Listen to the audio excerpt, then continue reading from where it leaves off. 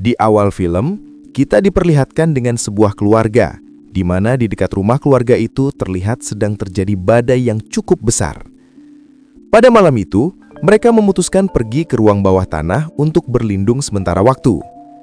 Keesokan harinya, mereka melihat halaman rumah mereka sudah hancur berantakan yang diakibatkan oleh badai semalam. Namun, tak jauh dari sana, mereka melihat sebuah kabut tebal tepat berada di atas danau, dan mereka mengira bahwa kabut itu hanya sisa dari badai semalam. Kemudian, si kepala keluarga yang bernama David mengajak tetangganya yang bernama Norton pergi ke kota untuk membeli persediaan di supermarket. Tak lupa, David juga membawa anaknya yang masih kecil bernama Billy. Di tengah perjalanan, mereka melihat banyak sekali pasukan tentara yang berlalu lalang menuju ke arah kabut di dekat rumah mereka.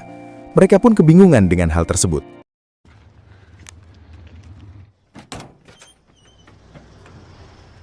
Singkat cerita, mereka pun sampai di supermarket. Di sana ternyata juga banyak orang yang sedang membeli persediaan.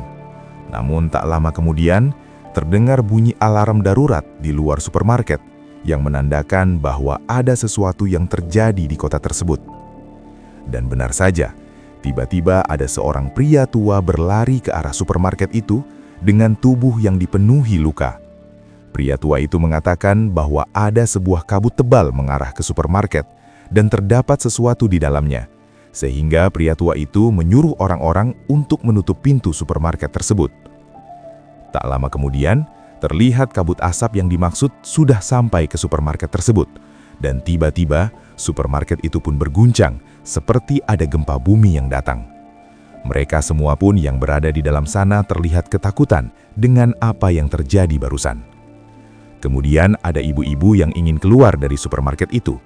Ia mengatakan bahwa anak-anaknya masih berada di dalam rumah, dan ia meminta tolong kepada siapa saja untuk mengantar dirinya pulang. Tetapi tak ada seorang pun yang berani mengantarnya pulang, sehingga dengan sedih, ibu ini pun berinisiatif jalan kaki sendirian untuk pulang melewati kabut yang sangat tebal.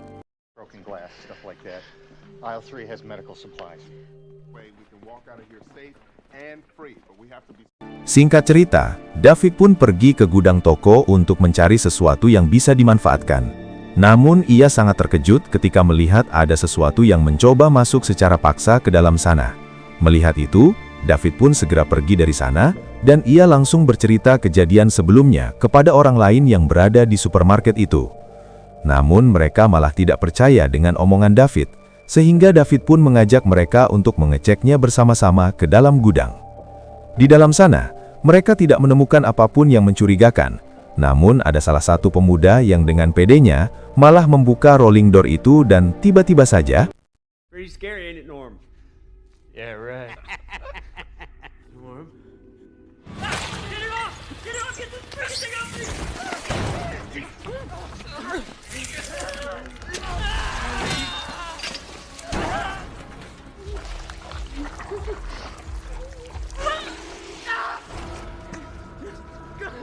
Pada akhirnya, pemuda itu tidak dapat diselamatkan, dan ia langsung dibawa makhluk bertentakel itu keluar dari sana. Sehingga mereka pun langsung bergegas menutup rolling door itu. Saat rolling door hampir menutup, David berhasil memotong salah satu bagian dari tentakel tersebut.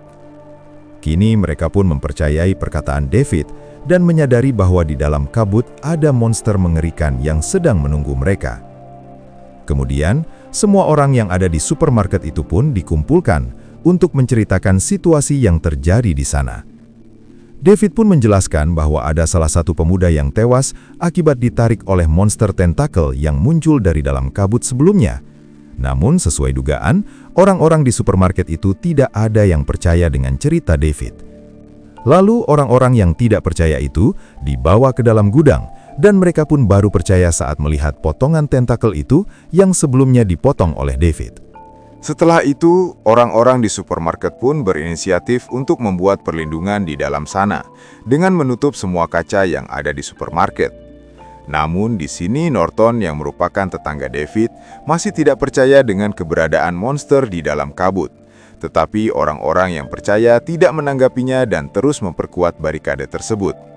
David pun mengatakan bahwa mereka membutuhkan persenjataan untuk berjaga-jaga jikalau ada monster yang menyerang ke dalam. Salah satu pria tua di sana mengatakan bahwa ia memiliki sebuah senapan, tetapi senapan itu ada di dalam mobil miliknya dan mobilnya berada di parkiran supermarket. Lalu ada satu orang yang berpenampilan seperti preman menawari dirinya untuk keluar mengambil senapan yang dimaksud. Tubuh pria itu pun diikat menggunakan tali, agar jika terjadi sesuatu, orang yang ada di dalam supermarket langsung menariknya. Kemudian pria itu keluar supermarket dan menuju ke arah mobil itu. Awalnya semua berjalan dengan normal, namun tiba-tiba saja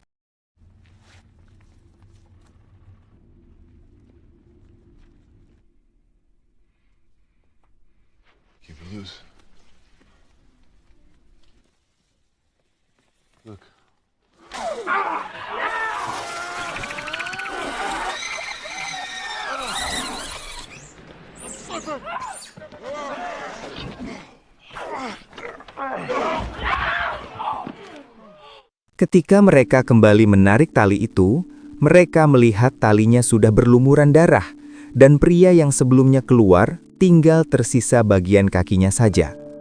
Orang-orang di dalam supermarket pun langsung histeris ketakutan. Singkat cerita, malam pun tiba.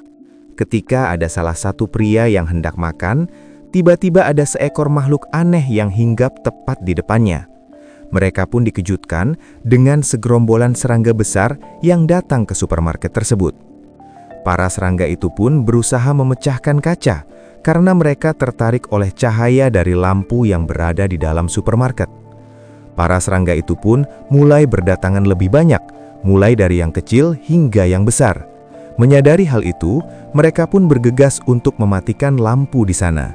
Namun sayangnya sudah terlambat karena kaca itu sudah pecah. Sehingga kini, para serangga itu pun mulai masuk dan menyerang orang-orang di dalam supermarket.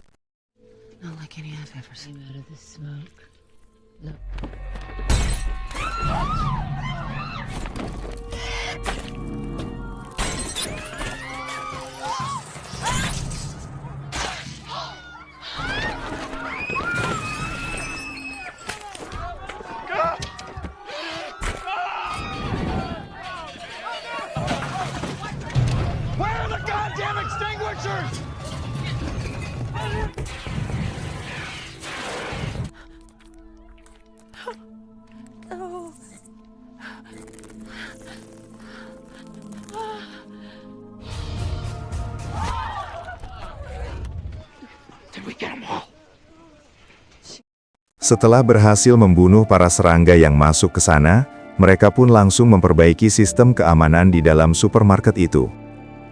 Kemudian, David melihat keadaan pria bernama Joe yang sebelumnya terbakar akibat kecelakaan ketika menyalakan molotov untuk mengusir para serangga sebelumnya. Mereka pun berinisiatif untuk mengobati Joe yang terluka, dan sebagian orang pergi ke apotik yang letaknya tak jauh dari sana. Singkat cerita, mereka pun berhasil sampai di apotek tersebut untuk mencari obat yang dibutuhkan. Namun, mereka dikejutkan ketika melihat banyak orang yang terjebak di dalam sarang laba-laba itu, dan ternyata masih ada orang yang hidup, namun tubuhnya sudah dipenuhi oleh telur laba-laba yang siap menetas. Sehingga ini yang terjadi.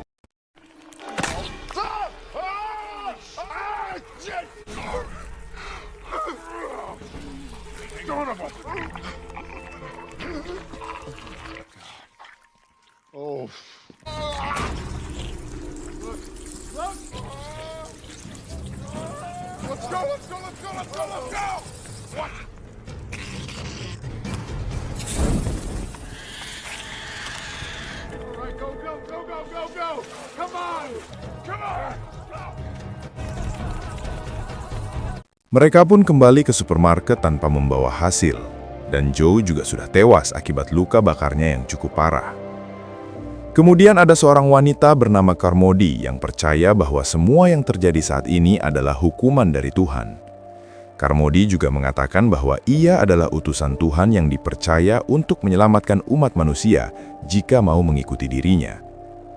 Carmody sangat yakin bahwa dirinya dipilih oleh Tuhan, karena pada saat penyerangan serangga sebelumnya, hanya ialah yang tidak diserang oleh serangga tersebut. Sehingga, kini di dalam supermarket tersebut terdapat dua kubu. Kubu dari pengikut Carmody dan kubu dari rombongan David yang tidak percaya dengan omong kosong Carmody. Lalu David pun mencurigai bahwa semua ini ada hubungannya dengan proyek yang dibuat pemerintahan. Sehingga David pun mendesak seorang tentara di sana untuk menjelaskan yang sebenarnya terjadi saat ini. Tentara itu pun menjelaskan bahwa ternyata pemerintah sedang melakukan proyek bernama Arrowhead, yang dimana proyek itu bertujuan untuk membuat sebuah jendela antar dimensi agar manusia bisa melihat serta mempelajari dimensi lain. Namun karena kesalahan sistem, para ilmuwan yang meneliti proyek Arrowhead pun malah membuka gerbang antar dimensi yang menjadi pintu untuk para monster dari dimensi lain masuk ke dunia manusia dan menyebabkan kekacauan. Mendengar hal itu, Carmody pun menyuruh pengikutnya untuk membunuh tentara tersebut serta membuangnya keluar supermarket. It's his fault. Yes, it is your fault. It is not my fault! No!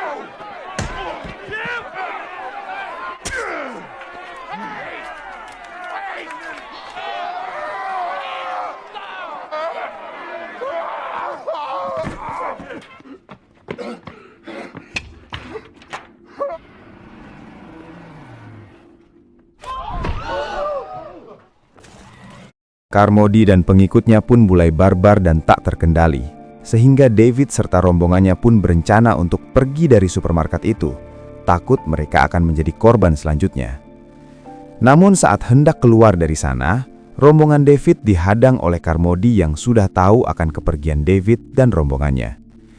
Carmody pun melarang mereka untuk pergi dari supermarket itu, karena menurutnya hal itu melawan kehendak Tuhan, dan sebagai penebusan dosa, Carmody meminta Billy, anaknya David, untuk ditumbalkan kepada monster di luar sana. Pertikaian kedua kubu pun tak dapat dihindarkan, sehingga dengan terpaksa, salah satu pegawai toko dari kubu David pun langsung menembakkan pistol ke arah Carmody. Karena Carmody sudah tewas, para pengikutnya pun menyerah dan membiarkan David serta rombongannya untuk keluar dari supermarket. Namun karena di luar berbahaya, rombongan David pun banyak yang tewas akibat diserang oleh makhluk di dalam kabut, sehingga kini hanya tersisa 5 orang yang selamat dan berhasil naik ke dalam mobil.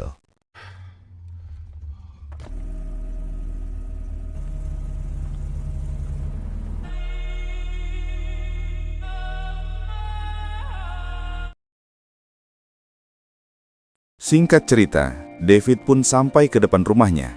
Ia pun sangat sedih ketika menyadari bahwa istrinya tidak selamat dari serangan makhluk tersebut. Sehingga David pun terpaksa kembali melanjutkan perjalanannya, tetapi tidak tahu harus pergi kemana.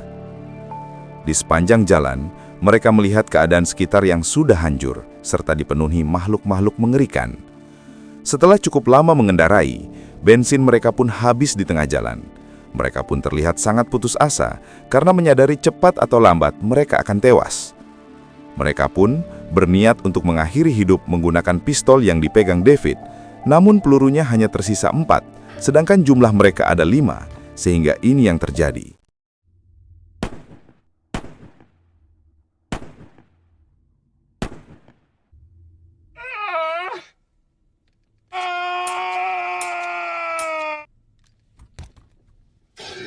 David pun sangat terpukul dengan kejadian itu, serta merasa sangat terbebani. Sehingga ia pun keluar dari mobil dan berteriak berharap ada makhluk yang menyerangnya. Namun tak lama kemudian, malah terlihat pasukan tentara datang, yang sepertinya berhasil mengatasi para makhluk di dalam kabut. Di sana juga ada orang-orang yang berhasil dievakuasi, termasuk ibu-ibu di awal film yang sebelumnya minta diantar pulang. Menyadari keputusannya yang salah, David pun sangat terpukul, karena jika ia mau menunggu sebentar saja, maka mereka semua tidak perlu mengakhiri hidupnya. Dan film pun tamat.